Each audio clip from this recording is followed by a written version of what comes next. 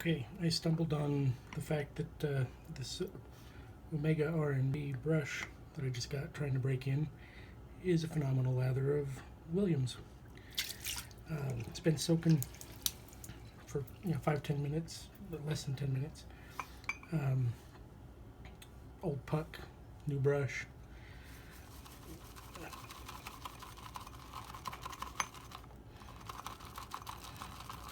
I don't really like how the brushes bang against the cup, so I'm protecting it from doing that.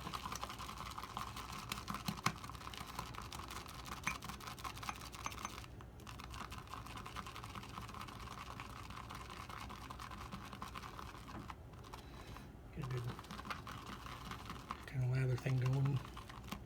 That's it there.